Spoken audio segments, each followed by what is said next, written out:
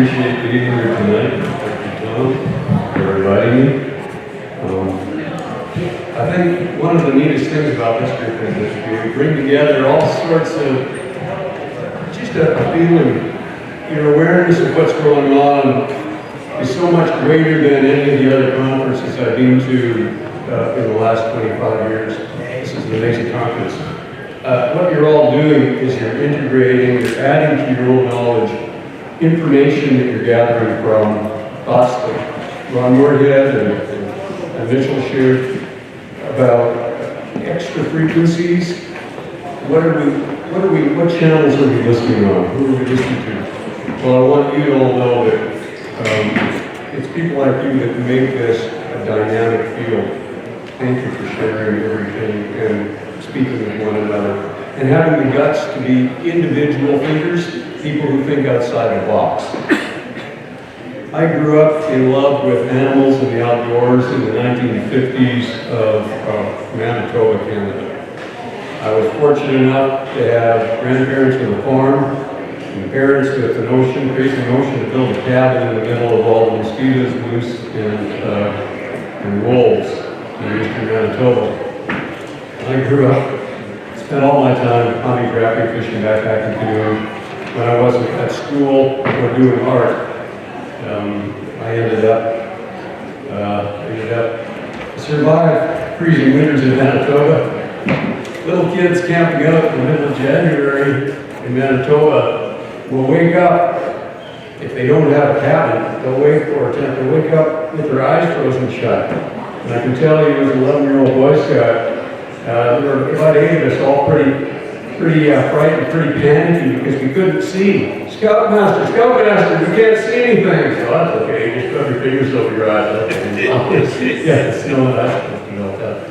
But as I grew up and read Ivan Sanderson's book in 1962, I was only 12 years old. Ivan Sanderson was an amazing man, and Thom Cantrall discussed him in detail. I wrote Mr. Sanderson, and I said, I showed the books and I said, thank you for writing Along with the Snowman, Legend Come to Life, where he discussed crypto hominids on 5 continents. And I said, I've experienced this in Manitoba. Do you think we could really have more reports than what you mentioned? Because he mentioned a couple in Manitoba. 40 below, 50 below, how can something survive that? Well, there's more to come, and I've just gotten back from 30 years of Alaska, and I'm going to share some of those things with you. Maybe you'll get an appreciation for what's going on. In the last million years, we've had 4 major ice ages. The Earth's done a bit of a wobble. The poles have shifted, but the temperature has dipped drastically. And so have the forms, changes in life forms, in mammals, hair-covered animals that live in the northern hemispheres over the last million years. What you find is things get bigger each time you go through an ice age. The reason for that is you can keep more of your body circulation on the inside rather than losing the heat on the outside. So tall, skinny people in the Sahara and around the equator, more muscular, stout, rounder people at the poles, so you can keep the body heated.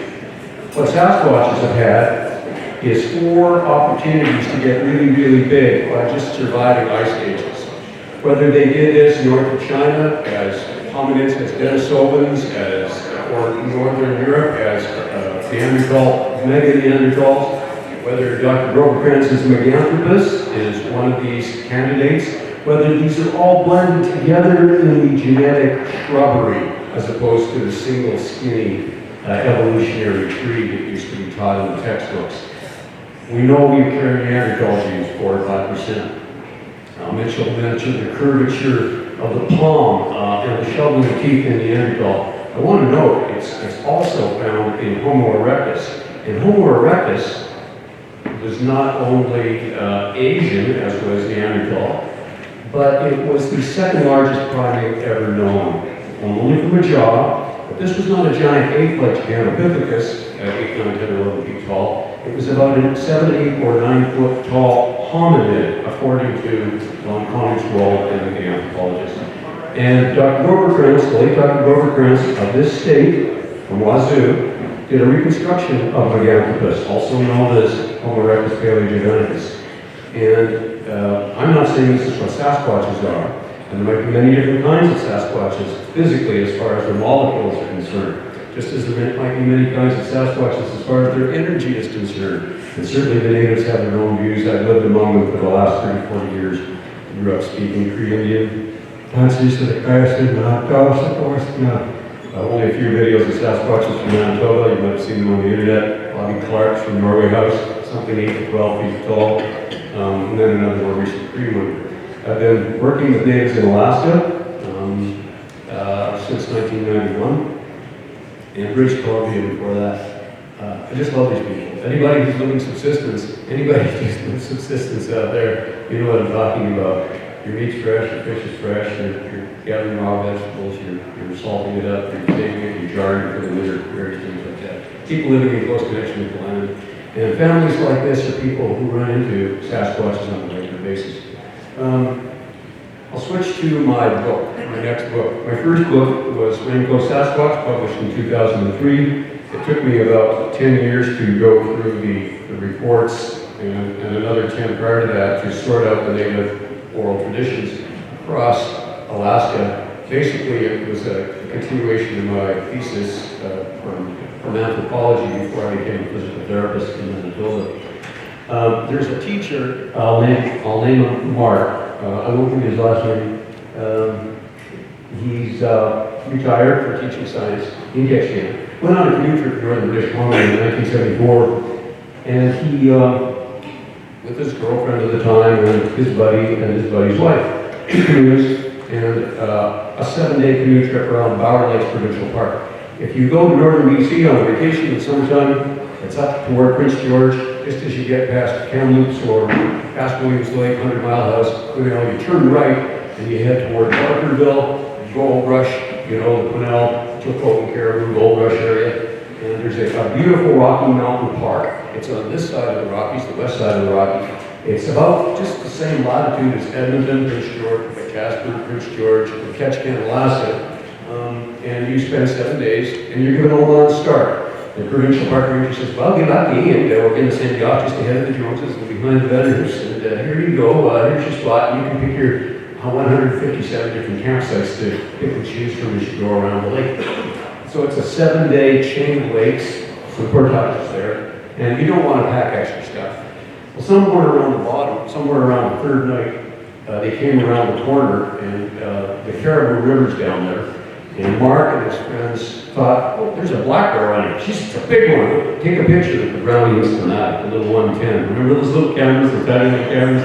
You had to send it with a tiny little roll. And nowadays, they're of interest to anybody who's a lawyer because, oh, that's evidence in court, excuse me. Oh, you can't Photoshop that. Excuse me, we get that picture in here. We want that little 110. That negative or that, we don't have negatives anymore for the 110s. It's a throwaway thing. It's just, here's your print. That's legal evidence, ladies and gentlemen. Absolutely non-photoshoppable. It's non-digitized. So any pictures taken, 35 emulsion or 110 are legal. They're forensically admissible in court. Anyhow, that's what this was. This is foreign. This picture here is blown up. I blew it up. I did this all myself. This is a 4.5, well, 4 by 4 inch brownie Instamat 110. So here's this bear taking off into the woods. I'm going to jump to the end. I'm going to get back into the middle after that. Took these pictures out there and moved them up to the local, at the time, the local Alaska Department of Fish and Game bear biologist, Boyd Porter, in Ketchikan. And Boyd knew me. He knew I studied zoology and I, was teaching some biology at the university. He said, Boyd, I loaded this question. Boyd, what is this? Ursus americanus or Ursus, Boyd, is this a black bear or a grizzly? I loaded the question. He's looking at it and he's saying, that's not, I didn't tell him this was taken 3 days from the last point of civilization like you're getting carried in. That's got to be what? A guy in a scuba suit, right? So, obviously he's confirming that it doesn't conform to a bear's anatomy. You don't have the skinny scapula, the skinny shoulders, the huge muscles coming up. You know the spine of a bear, I had the privilege of studying human anatomy in Toronto and Winnipeg, and it kind of hits you a bit. And later on, I did some fish and wildlife. My hobbies have always been outdoor fish and wildlife while I was working clinically during the regular year. I took as many holidays as I could, and I'd work as a ranger or a fish and wildlife guy. And when you're looking at a bear that's been cleaned out, it's startling for a second because you think, oh my gosh, that's a human, right? They're very human and they're flat-footed and they have a very, except for the head, they have a very human, initially a human anatomy. But anyway, you can see if a bear is running out of water, he's got water flying off his haunches, he's got water coming down his gluteus maximus. Even if his forelimbs look human, even if he has triceps, femorus, you can see the big tricep. Say he's doing a push-up, there's a push-up muscle. You can see the latissimus dorsi coming down here. If I move it up better, you can perhaps see there's a line, a white line that goes all the way up and down here. His left arm is straight. It's extended like this. Okay? Left leg, hip flex, knee flex.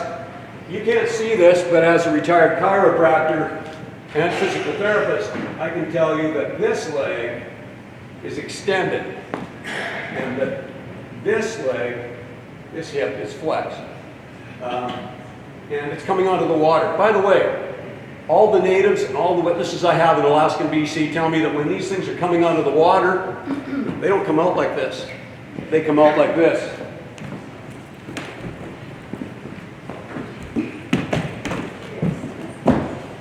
When they're right up, then they stand up. I have that from over 15 people throughout Alaska and the coast of BC.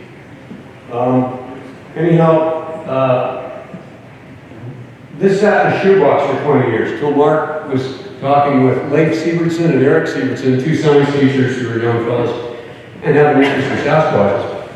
And Leif saying to Mark, you know, that's pretty interesting. I'd like to zero in on it. So I got it. I made a forensic study of it. And if you want, I'll have big pictures, big zoomed out pictures of this in my next book.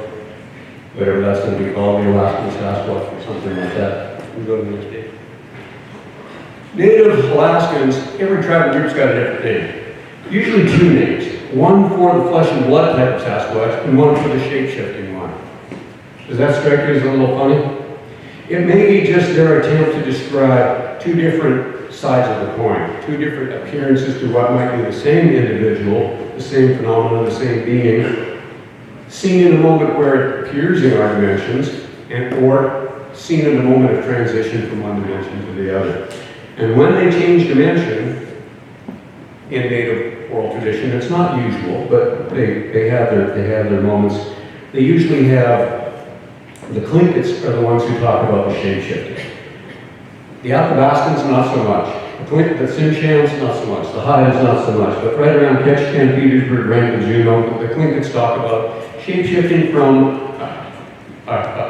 maybe a human form, where they look like your brother or your sister and they're trying to, you know, hey, come on over for, you know, sit down, come with us, eat this food, to a deer, to usually an otter. So a hair-covered creature, a kushta otter, ka man.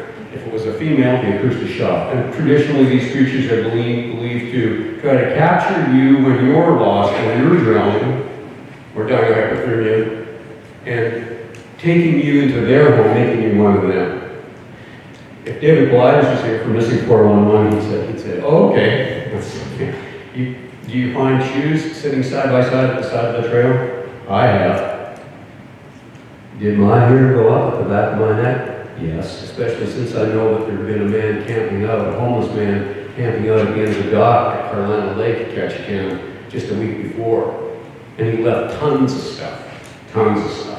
Anyway, enough about that. I'm a flesh and blood guy, but I also know that there are extra-dimensional aspects to all of this, to ourselves, to life. And I believe that Sasquatches are teaching us something about that, just as we're teaching each other, sharing with each other. Amazing things. Too much serendipity going on. But I keep myself grounded in biology, flesh and blood, and I look at hair. I'll look at hair for any of you. If you have hair, I can help you with that. I am not Dr. Henry Feuerbach, but he was pretty darn good. However, there's a lady in California I work with who does great hair analysis. She was the FBI's top forensic care person, and she's a PhD, and I work with her. I do the screening to determine could it be a Sasquatch. Some of the hair that I sent into Dr. Melba Ketchum's. How many people here have heard of Dr. Melba Ketchum? Okay, her name has been mentioned tonight. She had a lot of guts to say things like they were, but she used the word alien, which scares a biologist, because when you say alien, it doesn't mean angelic or anything like that. It means to a normal biologist, it means outside of this indigenous zone. It doesn't occur strictly within the local boundaries. It occurs, it's an external population or species or individual, or foreign or unknown, correct? So anyway, she had to publish her own journal because the peer-reviewed journals wouldn't touch it with a 10-foot pole. They just got the pants scared off them. By the way, I've been lied to by friends, suddenly, Forest Service supervisors. I suddenly realized I was asking questions too much about a particular, I could have said, I can't say nothing, I'm doing an investigation, or it's under investigation. We're talking about Sasquatch related stuff. Anyhow, this is a Ketchikan map that I'm just trying to sketch out into the museum up in Juneau. And they are believed to change into one thing or another. By the way, an old native in Quoc, Prince of Wales Island, Mrs. Paradovich, was asked by her two grandnieces, Kathy Yates. Anybody see Ape Island? What was that? Bigfoot. What was that BFRO program that filmed on Prince of Wales Island?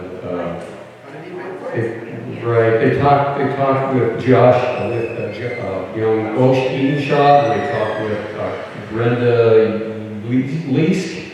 Leask.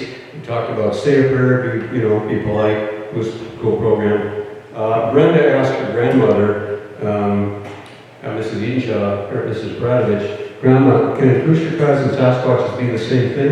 Her grandma said, yes and no. How can you explain that? Well, a Sasquatch is a Sasquatch, but a Ketchikan can be anything. So we're talking about changing shape and changing dimensionality. Now, that was her personal Tlingit belief. And you'll talk to many natives, and some will even admit that within a village you can get different interpretations, so different beliefs. So even the textbooks may not represent it correctly, and everyone's got the right to their opinion, and I'm always interested in hearing what people think. We can go to the next one. Location of Doug Snook's reported Sasquatch sighting, April 97 at Coast Guard. I'm just going to read this. I don't want it to be boring, but you can hang in listen as long as you want. I'll do all these reports. North of Ketchikan, which is on Revilla Island, your 16th largest island here in the U.S. It's the first stop you get to on a cruise ship when you're going to Alaska. Just north of Prince Rupert, BC. It's a day and a half, if you go Alaska Marine Lines from Bellingham. And it's kind of like a little Seattle, only 8,000 people. However, it's about 5 degrees cold. And 170 inches of rain every year. So I've been there, I was there for almost 30 years. So just on Ketchikan, and this is the witness's viewpoint from Coast Guard Beach at high tide, showing a submerged reef right here, projecting from the right just below the nearest reef. North of Ketchikan, Coast Guard Beach is secluded. It's still a natural stretch of beach and forest on Revilla that forms the northernmost shoreline of Thom's Narrows, location. One sighting report in particular, and a report of a large man-like track. In a 2006 interview, Doug Snook of Ketchikan landed an amazing sighting that he stated took place at Coast Guard Beach one morning in April 97 or 98, while on a hike with a friend. Doug recounted on February 2nd, 2006. It was early one morning, about the middle of April, 97 or 98, Doug told me, around 6:30 in the morning, and my friend Jesse R. from Sitka and I gone with my mother and uncle to Coast Guard Beach, north of Ketchikan. Mom and uncle were looking for seaweed and headed off south toward the mouth of Whipple Creek to look there, leading us to Beachcomb to the north. We'd hike from the parked car 100 yards down through the forest to the beach and then walk along the beach towards its north end, where there's a kind of a bay with a lot of black sand and some rock reefs just offshore. We were just at the south end of the bay when we saw this black figure about 100 yards away on the water, standing at one end of the rock reef, right here, in water from the hips up, so it's standing right there. The reef is about 30 to 40 yards offshore. I said, what the? And Jesse said, hey, what's that? The figure was completely black and was waving one arm up and down.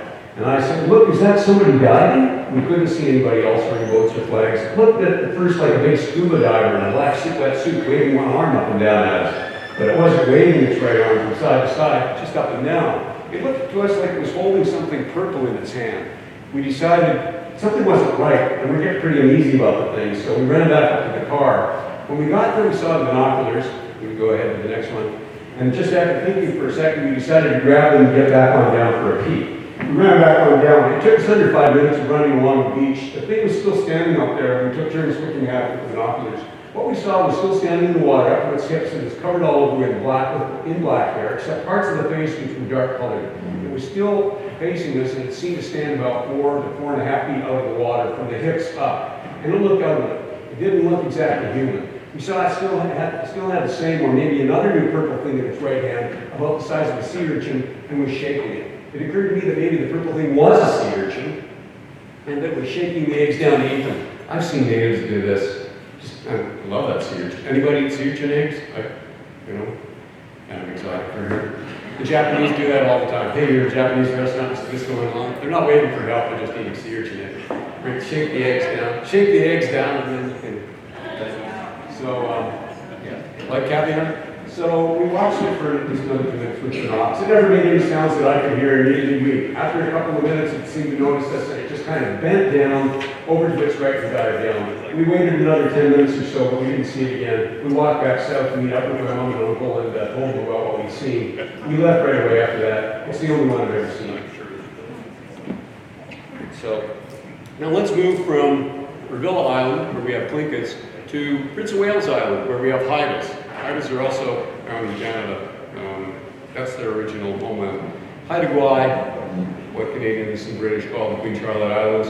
The north end of that is essentially their home, their traditional home, although they're in South Prince of Wales, Alaska, for the last 400 years.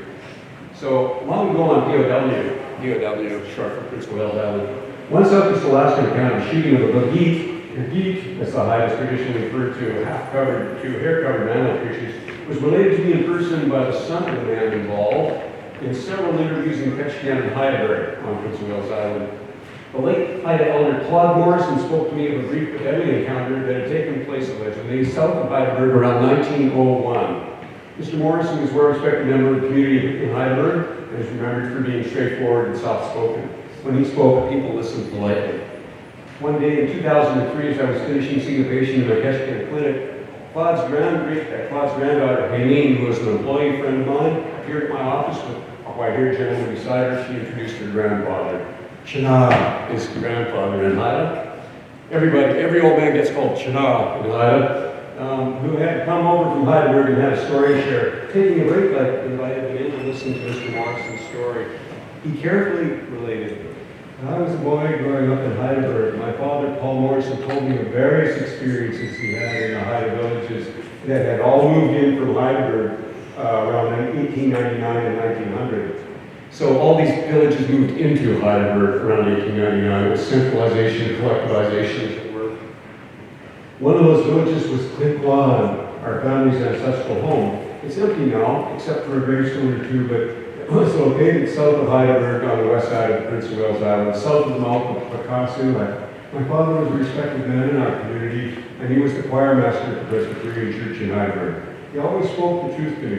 He told me that a few years before I was born, when people were still at Ketchikan, around 1900 sometime, he'd gone out one day with 3 other men. They were on a trail that cuts across a narrow neck of land and goes through the forest, exactly where in Ketchikan, near Ketchikan, he didn't say, but he told me that it wasn't too far a hike.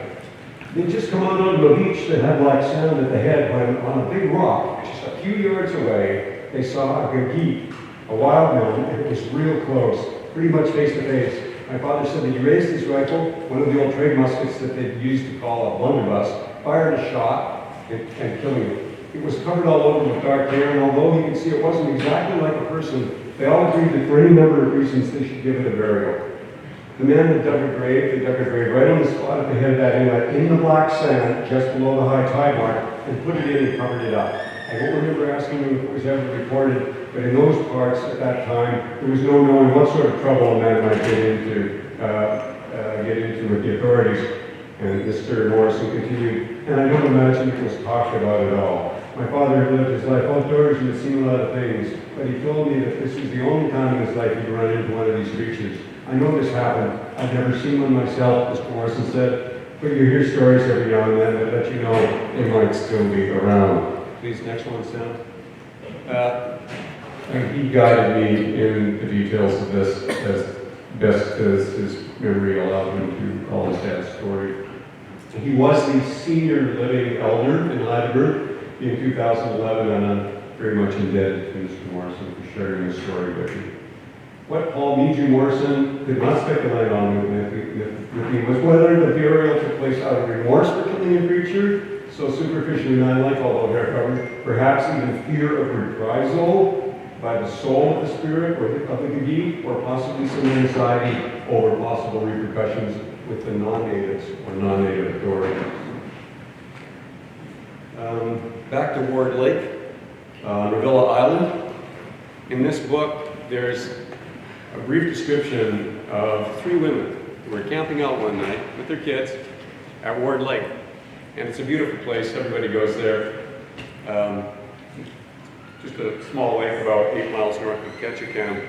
Picnic campsite, picnic tables. You can walk around the lake, but you can't drive there. Down at the south end of the lake where the camping is, and not at the north end where the picnic tables are, but at the south end there's a campsite, and these 3 women were camped out in a picnic. This is a picnic shelter at the north end of the lake. I'll get into the story. In June '66, Shannon, I can mention her name, it's Shannon Howard, and 2 other Ketchikan women were camping at Signal Creek. They reported being followed around Ward Lake by a curious Sasquatch, which terrified the witnesses by playing with an axe in a shelter. Sherry got me to draw this sketch under her guidance.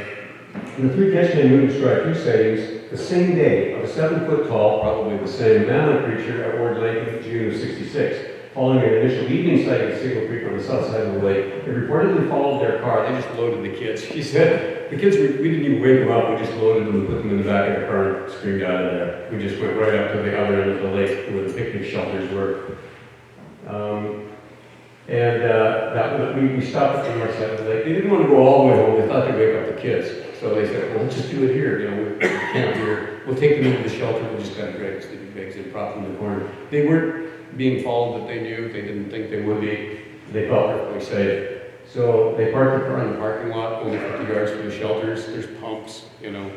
And they set themselves up in this huge Adirondack shelter. The women said it subsequently terrorized them. This is after midnight. They entered the shelter and played around with an axe before leaving. And Shannon told me to walk around the shelter like this. And it's, my God, it was dragging the axe. It's like, to me, that'd be like fingers on the blackboard. I don't know how my hair would be going up, I'm sure. And they spent a sleepless night, too afraid to move or close their eyes. In the morning, campground authorities came around, dismissed their story, along with a large track nearby on the gravel, which the women pointed out, giving the women a violation for camping the picnic shelter instead. In August of the same year, a Ketchikan woman reported one night at Ward Lake. She was in a Ford Thunderbird with 5 friends, and the car was picked up, reportedly off the ground by the rear bumper, and was shaken or shook while the wheels were steady. One of the passengers noticing something tall and brown standing in the bushes around the time of the episode. Lifting the bumpers of cars, I have numerous reports of that. That happens all the time, and it seems to be a juvenile male type thing. They're out there, they're feeling the roads, they're checking it out. And in the 12 reports that I've investigated where that happens, there's always been a girl in the car. It's not just 2 guys listening to a baseball game or something like that. So, anyway, I don't want to go into any details on this boring giant fingerprint. Every 8 years, somebody takes this 2x2 metal stanchion at Ward Lake, and it grabs the sign, leaves big fingerprints, and pulls it over. Local DOT guys are just tired of it. They kind of give up. They've even given up trying to replace the sign. The Sasquatches have won. For whatever reason, they seem to pull this. I think they think this is like a tree. You know, they'll do a marker, they'll do a tree thing, they'll bend the tree down, they'll do tree marking. I think they think this particular sign is a tree. And it's right beside a creek at Ketchikan Creek. They treat it like that. It's being pulled down in the winter when there are no other cars coming by. Here it is lying in the ditch on the protected side of the guardrail. You couldn't even knock it down with a vehicle, you know what I'm saying? And the only way you could do this with your hands, if it was you, is stick your hand out the window when you're driving by. And if you had a long arm, you might be able to hit it and knock it down. I called the hospital the next 2 days to ask if anybody had come in with an upper arm injury, because there's no way you could do that without hurting yourself. But oily prints. And next slide, please. Okay. This is a story. This is just a story where a young man was walking around Ward Lake, and his name's Gabe. He saw these eyes glowing ahead, and this was after midnight, no flashlight, and he was starting to get kind of scared. His friends were behind him. He didn't want to turn around. He started to get anxious about what the glowing eyes were. They were at his height, 6 feet, and he just kept himself going. It's like he felt like he was on point. He didn't say anything to the guys behind him. He still wasn't sure what it was, what the eyes were, or even that anybody had seen it. So he was walking slowly a few yards in front of the guys. When he came up to about 4 feet from them, he could make out the outline of a big figure, shaggy with broad shoulders, about 6 feet. 6 feet 2, he said. He could clearly see two large eyes at the wide part, reflecting about 6 feet off the ground. The visible parts of the eyes were about twice the size of any humans, he said. And they were just a bit smaller than those of orcas that he had seen. Orcas have got great big eyes. Hovering next to his boat while he was fishing. He could make out that the figure was covered in long dark hair, but he could also tell by his broad shoulders that it wasn't there. And Gabe said he heard Peter and Sean talking, and Peter and Sean coming up to the trail behind him as they were following right behind me, right up to the point where I was even with it. It was standing on a level spot on my right, less than 3 feet from me, and at this point I had to keep my head turned to look directly at it. He said, I could feel the effects of adrenaline in my muscles. I could reach out directly to my right, straight arm it. And he said, I was watching it out of the corner of my right eye and thought it was curious that it hadn't really moved or turned it all to look at me. But at this point, it was directly in front of me when it let out a scream. So the scream was pulled the circle straight up, and he wanted to take off, but he knew that it wasn't a good idea. He just picked up his pace as fast as he could without breaking into a run. Right then it screamed, so he got 2 screams out of it. This is a funny little part here, I find kind of funny. The scream was louder than any person who heard in his life. It was different, kind of like a couple of high pitched. People have heard loud vocalizations will tell you, and I teach bagpipes. Not when I'm trying to hear Sasquatch, but there are many frequencies to it. There are harmonics to it. There's a resonance to it. It's really deep. It's not something that's just one pitch or one frequency. It's like Ron Moorhead's or something. You look at a spectrogram and it's multiple bars. So his friends just ran into each other and knocked each other down. He said he could hear them trying to get each other out. They ran all the way around the lake. Next slide, please.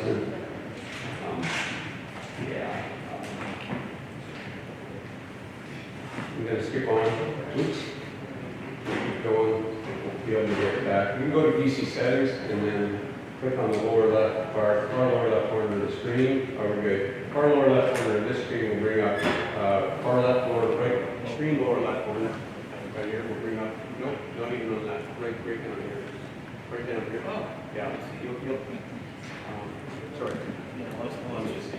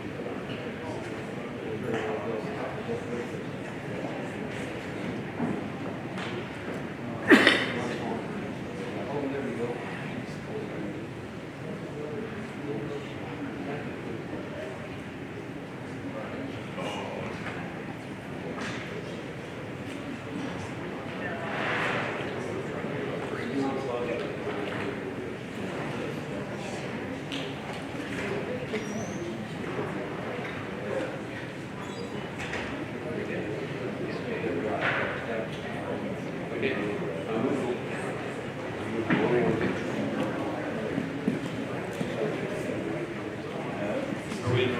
Yeah, we are. We'll go ahead one more.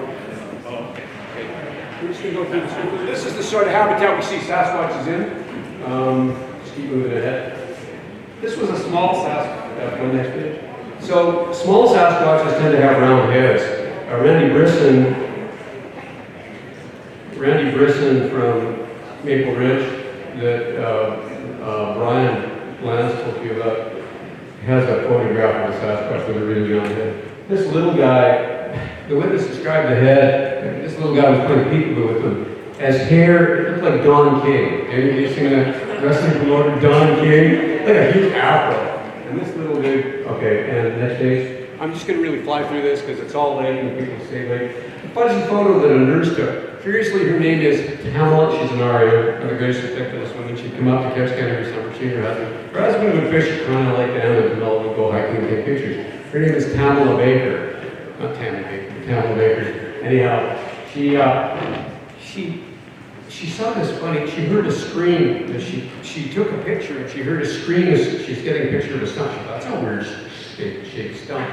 She was taking a picture and the thing screamed at her. Now this picture appeared on Matt Moneymaker's Finding Bigfoot for a POW island, Prince of Wales Island report, but it actually isn't. It was inappropriately attributed by the FRO to Prince of Wales. It should have been to Pamela Baker at Cantrall Lake, between Talbot Lake and Cantrall Lake, on the real island. Anyhow, this fuzzy thing, I don't think it's a stump and I don't think it's a bear. It could be, but I've always noted that we get a lot of reports of thoracic kyphosis in big male Sasquatches. Big, when you're over 6, 7, or 8 feet, you get this kind of thing.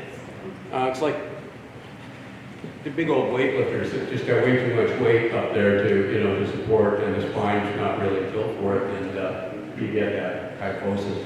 Anyway, it might be something else, but looks to me pretty fuzzy. But could be an adult male Sasquatch. Next one, please. Okay. The question regarding wild meadow or Sasquatches among some native hides in Alaska and BC is not so much, do you believe in such a thing as it taken your deer yet? You ever lost a deer? How many have you seen? That sort of thing. Occasionally there are reports of missing deer that disappeared after being cleanly killed, and sometimes field dressed. Even moose that have been field dressed, and then who lifted that carcass up without leaving a bear track? How'd that get away on us? Which to most listeners smacks of hunter's excuses or perhaps a fast and stealthy bear, right? But in the natural world, it often comes down to possession rights, and perhaps just who's faster, stronger, cheaper. In the case of one Alaskan hunter's reported account in the soon-to-be-published book, The Alaskan Sasquatch, where the hunter managed to get to his deer carcass first and kept a rifle in hand, the Sasquatch was reported as watchful of the hunter and his prize, apparently very interested in events, and should the hunter sit down for a moment. The notion among some native hunters is that a Sasquatch just isn't very picky about who actually has killed the deer. In the cases of deer killed by wolves and appropriated by Sasquatch, this may explain the often reported animosity between all canines and Sasquatches. If you just spent 1 million years evolving in Asia, and you've had 4 ice ages to go through, and you're a Ketchikan or a Yakima or a Muskie or any of the Siberian Bigfoot, the original land ridge, #1 Sasquatches, who's after your caribou? Who do you have to share your ice age game with? Wolves. And if push comes to shove, if there's not enough to go around, wolf pack versus mama Sasquatch and baby Sasquatch. I'd also explain why mama Sasquatches like to have vertical cliff sides to get their ledges and get their little ones out of the way of predators like wolves. They love to go up vertical cliffs. They climb like spiders. They're kind of like Spider-Man. Sasquatches can climb and swim phenomenally. I've only seen 2. One was walking and then it ran, and the other one before it ran was throwing pebbles on my tent. That was in BC in '74 at Plum Lake. Not a very sleepful night. I didn't really sleep that night. If you've ever wondered if seeing a Sasquatch at close range, if it isn't a peaceful, fun interaction, could it possibly be an underwear-changing moment? Well, for me, I was already taking a nocturnal visit to make sure my kidneys were functioning. And I had been doing that at the time with my little tiny flashlight, eliminated what had been evidently throwing pebbles on my tent from 12 feet away. I surely would have started then. Yeah, I told everybody who woke up. When Sasquatches take off running through logging slash, they sound like a D3 Caterpillar tractor. They can be as quiet as they want, coming and going, but when they really want to get away, they sound like a D3 Caterpillar tractor making a logging road. You really snap, crack, pop. If you've heard one running, they can make a lot of noise. I also think that the people who've spoken tonight about Sasquatches leaving tracks have almost said everything except you don't see the track unless they want you to. It's kind of like Clayton Mack, that West Coast native who wrote Grizzlies and White Guys, said, they deliberately hide the tracks. They're not going to see them unless they want to. So here's David Jones. Now, Dave's up on the Ketchikan logging road. He's got his rifle, and he's with his uncles, their hides. And they're deer hunting. And because it's a sovereign nation, you don't have to go 200 yards off the road. You just step out of the vehicle and shoot the deer, okay? So here's what happens. They see the deer. Dave's looking through this hole in the bush. There's a hole in the trees at the side of the road, and there's a muskeg, a big open field beyond that, like Labrador tea and sphagnum moss. It's a bog. And there's a buck in there, so he sees it. He sees this deer framed in this neat little hole, gets his 243, boom, 100 grain bullet, he drops it. There's the meat. It's gonna go for the whole family. It's gonna be a blessed and appreciated thing. The instant he fires and the deer goes down, next page please, Senator. This is what he sees. This is what the three men see and the boys see running in front of the Tosh, in front of the creek guy. It's about 7.5 feet tall. It's going like blazes right directly toward the hole in the bush where the deer was shot. Right away, his uncle said to him, Dave, you might just want to hold on for a minute there. Let's get a wake up. Let's have some pulled up coffee out there. Let's just sit here for a minute. So after about 20 minutes, his uncle said, that's a pretty good time. We'll get that deer now. So, Dave, everyone's comfortable. Dave thinks, yeah, nothing's going on. He goes to where the deer, he's dropped the deer. There's just blood. It's gone. Not a track. Not a blood trail. Not a blood trail leading up. It's just picked up and it's gone. I've heard this story so many times. I've seen evidence of this sort of thing. Also, there's some strange stuff where a deer was thrown about 40 feet into a clearing where snowmobilers were coming up. It's like somebody knew there'd be snowmobilers coming up. It's like minutes before. No hunters up there, fresh snow everywhere. Something it threw a partially skinned deer cake. There's still a bit remaining, but mostly it was just a cake right into the middle of this, 80-yard, square yard muskeg. And there was not a track. It's like a drop from the sky. Talk about your funny pebbles being thrown. Also, one report in my book, 4 or 5 teenagers are having a birthday party at the school year. And I know all the people. The father was a welding instructor I worked with. He bought his kids end of the year, hey, you did great. Here's the birthday party. Flying you into Pello Lake, float plane, stay at the cabin, use the Forest Service skip to fish for 4 days. And the kids are fishing for 4 days. On the 4th day, there's nobody else there. There's no road, and there's nobody there. You can't get in there. You'd hear if a float plane was coming in, was there anybody else at the lake. They're at the lake all alone, on Riddle Island, southeast of Riddle Island. One of the kids sees something behind a tree on the shore. It's brown, it looks like it's upright. And then the next thing they know, they're 100 yards from shore, 100 yards, think NFL football. The baseball-sized rock lands right in the boat. Right in the boat. Nothing else, that's fine. And then nothing bothered them the rest of that trip. We'll zoom on to the next one. Here. Now, if you watch Monsters and Mysteries of Alaska, I helped produce this show for Big Fish Productions some years ago. Woody Anderson's story. You can catch it, just YouTube it, and you can listen to it. However, know that what they're showing, what they dramatized, was only this guy here. Here's Woody. He's alive and well. He's a native carver in Ketchikan. I've known him a long time. Remember, I worked at the Native Clinic. I know all these guys. I've known them through cancer, through through broken legs, through loss of loved ones. I got to know them over 27 years. I became everything that had happened into their families, so I was honored by that. And when they shared something with you, you knew it was the truth. Woody signed a sworn witness of affidavit for witness for this episode. He was looking, if you watch the documentary on YouTube, just watch that. Is that Derek out there? Hey. No. So just check this out. There was a female and an infant looking in the side window. And Woody was scared, and he'll tell you about it. In the documentary, they also interviewed Thom, whose story is in this book, about the bear that ran away, the big brown bear, the big Kodiak, Southeast Alaska brown bear, that ran away all of a sudden from what stepped out of the forest was the Sasquatch running the other way.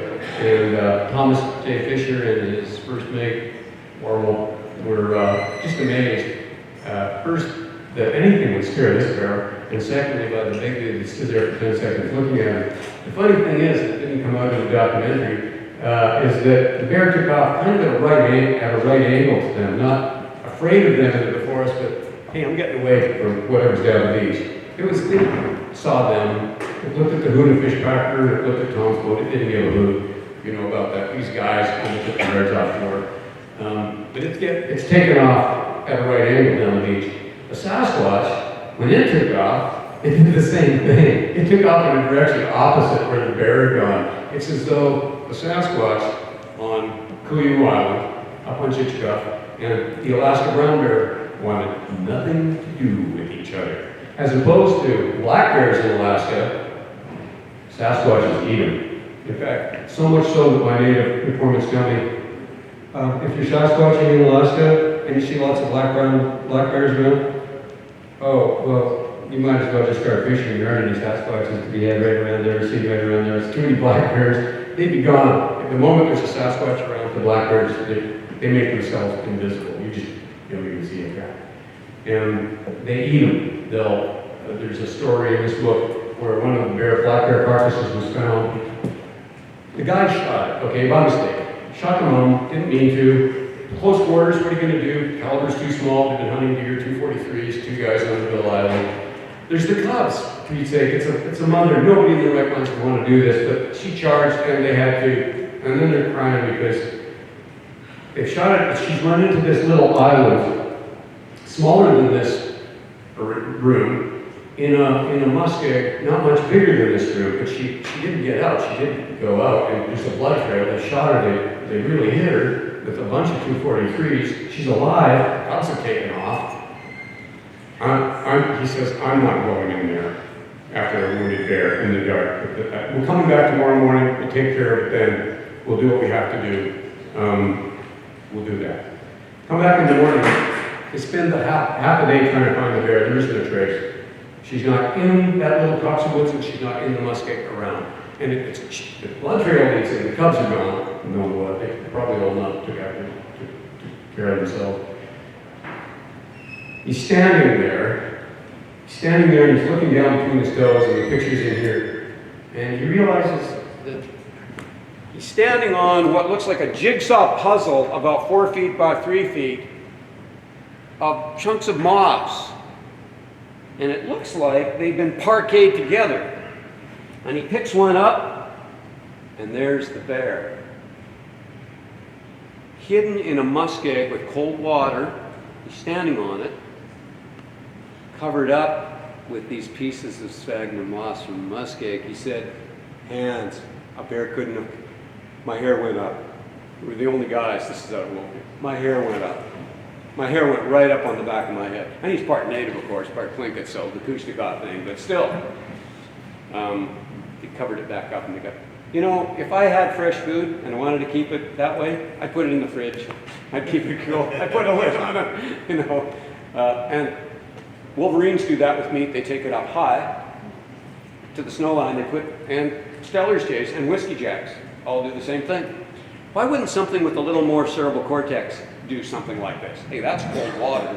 I'm just going to put the lid on it right there. So, black bear. You don't want to be a black bear. Woody's story, basically, things scared him pretty bad. Next picture. This is what he had to draw. Now, some Sasquatches look like this, some Sasquatches look like you and me, with more hair. The forensic artist Harvey Pratt worked with David Elias in his Hoopa Valley project. Anybody read Hoopa Project? How about Tribal Bigfoot? Anybody read Tribal Bigfoot? Well, both books talk about the Trinity River area and how those Sasquatches all around there, the Omas, and what is the other name? That's Hoopa. What's the word? Yurok name is, what is the Yurok name? Anyway, they look pretty human. Dave called me up one night and said, Rob, why do you think they look so human? Yeah, that kind of sounded like Dave.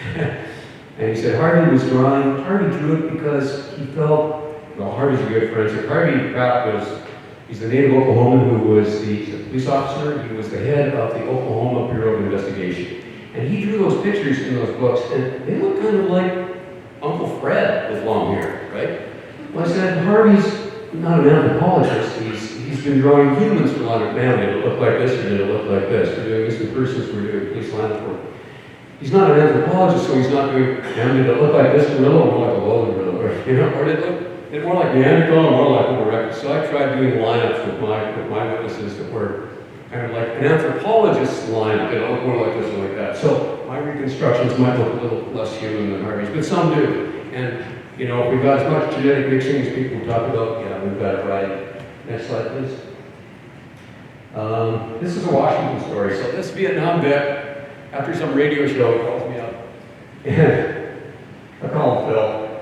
And he calls me up and he says, here we are, we're not so far from this. He says, in the mid-1980s, my now buddy Dick and I were night fishing. He sent me the letter and he spoke to me on the phone. He swore it an affidavit. Night on the Nacelle River in southwest Washington. You all know where the Nacelle is from here? The Nacelle? So, how would you describe it? North of the Columbia, but just Long Beach. Long Beach. Okay. All right. Longview, west, Nacelle. Long Beach. Okay. And it empties into Grace Harbor or Columbia? Grace Harbor. Columbia. In between.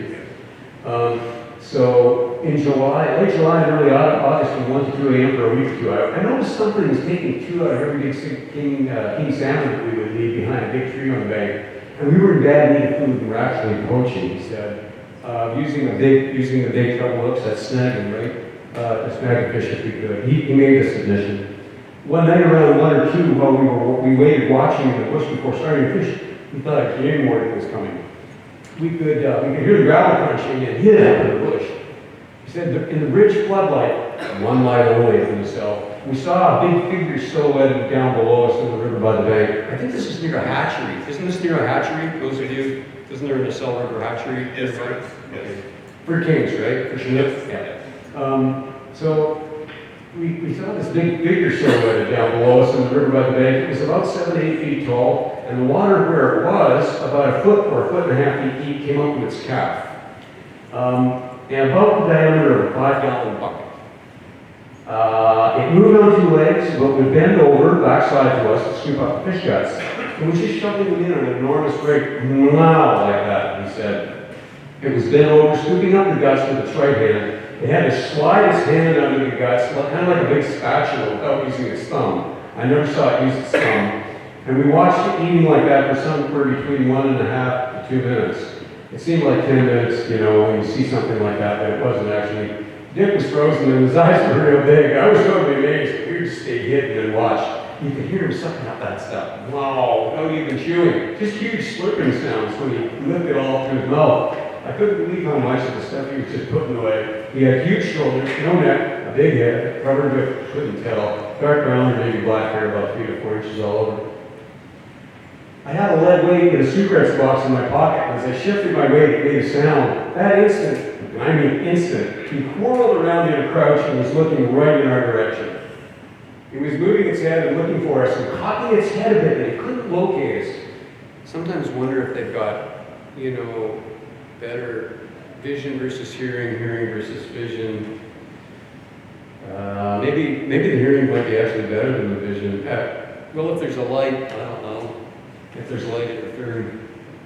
I think that you can see them if you surprise them when, if there's a light rain, I know that I've seen one, like I didn't even hear the car coming, didn't even look, walked and then ran across the road. If there's a light rain, or if there's a creek nearby.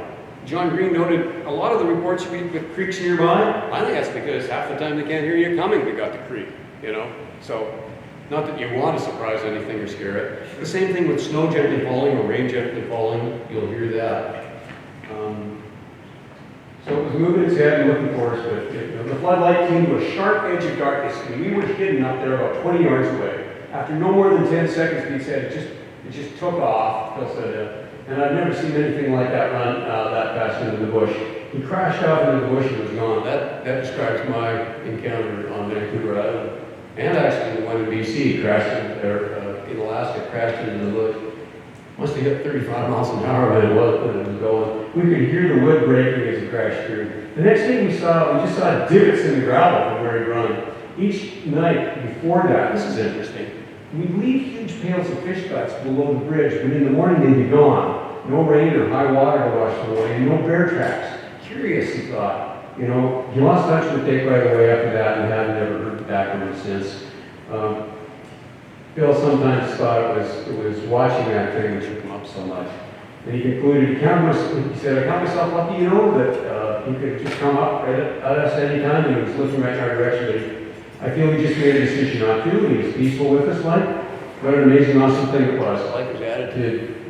You know, I always thought from the talk he said about those things that there wasn't much to it at all, but what I saw and heard that night was good enough for me.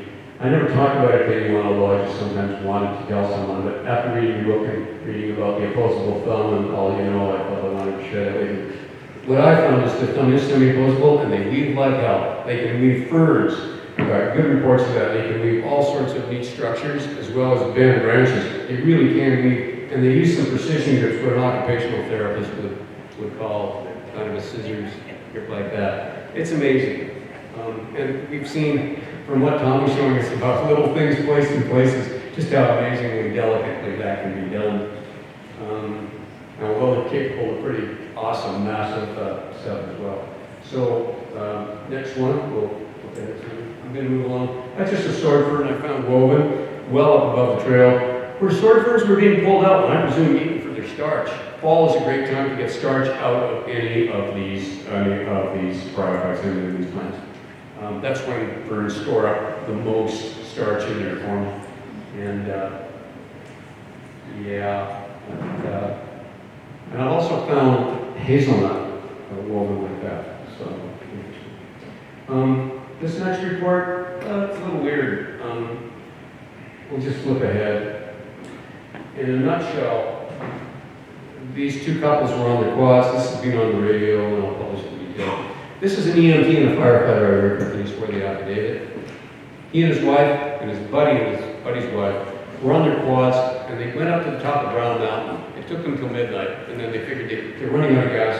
They planned it so they would just have enough to coast on down to their trucks, which were, 3.5 miles away toward Ketchikan, coming down off the top of Brown Mountain. Dew Mountain Road, Brown Mountain Road, same road.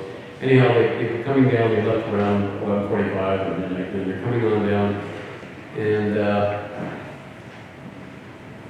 the witness and his wife started hearing something's wrapped at them. Well, he hit the brake lights so he could see what it was, and essentially they saw it was a Sasquatch. It was running, and he's doing 35, so he pumps it up, and their quads, one of them went 70, his went 60 on the flat. They're really hitting it. They're trying to get away from this thing, and it's chasing them. It's chasing them down the mountain. Well, they thought they lost it halfway down, where there was a stop, where there's kind of it seemed to follow the junction. They got back to where their trucks were, the two trucks, and the fast guy, Tanner can lift 400 pounds.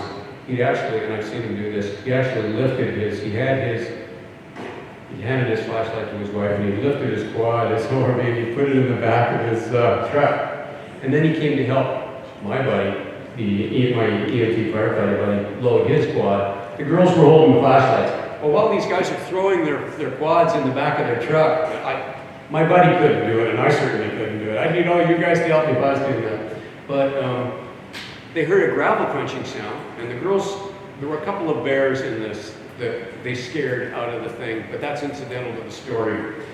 There was a medium-sized bear and a small one, maybe related, and as soon as the bears hung around while they're doing this, the bears are kind of in the old paintball pit, Bobby McCreary's old paintball pit there, where the kids come and do paintball. They were kind of snuffing around looking for something. But this all changed in one instant. At the sound of this gravel, they shine their flashlights, and it's about 30 yards away. I guess where all those posters are. They're shining their flashlights. There's the gravel road, you know. And there's a Sasquatch. The Sasquatch is there doing the Seahawks Green Bay Packer ooga booga like the linebacker getting ready to blitz, and he's very pissed off. And I guess, presumably, it's the same one that was chasing them down off the mountain. At that point, the girls just screamed. The bear in the paintball pit panicked and tore through, I confirmed this the next day, she broke through the big meshing that the paintball pit uses to keep their paintballs away from the road, and knocked over 5 of the big blue barrels that are used in the paintball pit. The little bear, who was right here, was right over only about 15 yards. It was just ignoring them. They're busy. They're not going to pay any attention to this little bear. The girls and the guys want to get out of here, even before the Sasquatches appeared. The little bear does a Peter Pan. He just dives off this cliff to get away from the Sasquatch. Black bears do not like to be around Sasquatches. They're getting a first-hand evidence of this. The black bear actually runs right through the meshing and breaks it. For weeks, Bobby McCreary was asking me, what the hell happened to my paintball pit? I said, Bobby, you wouldn't believe me if I told you. I went back the next day, I could see where the bear literally suddenly freaked. Bear adrenaline is hitting bear muscles, and that bear she's gone. They peeled out of there. They just peeled out of there. I went back and I did the time frame. 3 miles, 7 minutes. They told me at one point they were doing over 50, and the Sasquatch was following them. It actually averaged out that if the Sasquatch didn't take any shortcuts, it was hitting 50 miles, it was doing 50 miles an hour.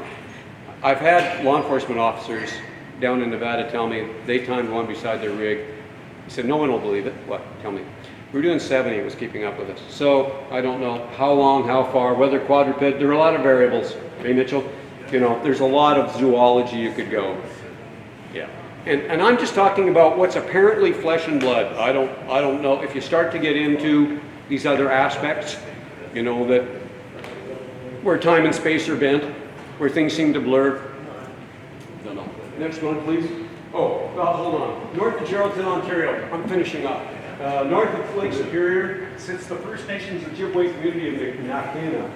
Nakina has its own long history of encounters with hominids of the Sasquatch type. Besides the Ojibwe term Bukwajini, or wild man, one name given to such hominids locally translates as greasy stomach. Perhaps, and we can go ahead, perhaps one of the oldest encounters by anyone living there today is the recollection of a very senior member of the community who I call Old Man A. I think he's still alive. I was forwarded this amazing account through Les Baxter, who's a friend and a fellow Canadian researcher. He's in Thunder Bay, Ontario. He's my age, he's 68, who also happened to be Ojibwe, and he has relatives in the witnesses community. Les kindly gave me permission to relate this particular close encounter, one of many that he has investigated and documented across northern Ontario. Almost done. The account is sent to me as a recollection from the man's youth as an active trapper with a remote trap line a ways out of Nakina, sometime probably in the 1940s or thereabouts. Old Man A is now elderly, and the story was passed back by a female relative as follows. The story goes like this. When he was a young man, he trapped alone quite a ways up in the North Ontario bush. One of his cabins being some 30 miles or so out of Nakina or Geraldton. One day in particular is notched in his memory still. While waiting at the cabin on the morning in question, he had an uneasy feeling. Something was wrong, and he could feel a heavy weight lying across his body. Opening his eyes, he was horrified to see a huge arm lying across him, but worse, it was covered entirely with hair. As slowly as he could, and as not to wake the creature, he slipped out of the bed, trying to make his way to the door. As he left, he was able to glance at the hair-covered man-like creature and saw by its breasts that it was female. I don't know if he used a canoe or a boat, but at some point, he did not stop till he got back to people. You know, the Russians have stories like this about Rusalkas trying to entice men in the forest. If you read any of Dmitry Bayanov's books, what's this book called? Snowman. Igor Bortsev's book. I'm just mentioning those books. They mention this sort of thing. It happens in Siberia a lot. So, his habits changed. From that day on, he abandoned that particular cabin and he never went back. Not even once, so it's been over 50 years since he left it. Nor will he return there again, he's told, bless his cousin. Secondly, his habits changed just a bit from the average outdoorsman, and certainly from his outdoor habits before that visit at the cabin. Previously, he might have gone fishing with just a rod and reel or gone to cut wood with just an action saw, but not once in all those years since that last trip to the remote cabin has he ever gone even a step into the bush without his rifle. So I'm just saying, we don't want to be shooting Sasquatches, but evidently he's entitled to a little security. Must still be having some PTSD from that date. I mean, there's blind dates and blind dates, right? Thank you very much for, this is probably going to be the cover of our next book. Ice Age Survivor, Alaskan Sasquatch, Ice Age Survivor. I've got 5 more books that I've written. I'm just illustrating them now, finishing illustrating them now. One's about Siberia and the Arctic. How could anything be surviving in climate that cold? Ever since Farley Mullet wrote about something like that and people of the deer, he got me attuned. And then once I started working with Native Inuits, they said, yeah, we've got giants up there, they're hair covered. It's pretty amazing how they do it. Whether they migrate up and down or just... A lot of the Athabascans say they just dig under a bank. They just dig under a bank for the winter. The Athabascans are amazing. They have hairy man stories. Bushmen, they call it. That's English. They've all got their... They've all got their native names. I won't begin to try to throw the Eskimo, the Inuit, the Nukak names that day. They're wild.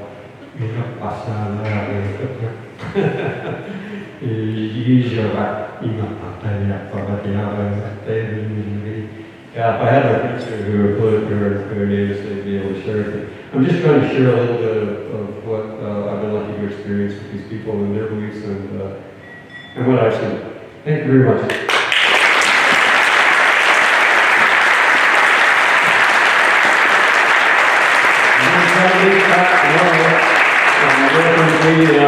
From Oregon today. We do squatching down in there. We did not wear our hats that say non-squatch in Oregon, but I've got a few things that if you want to look at some of the illustrations from my book.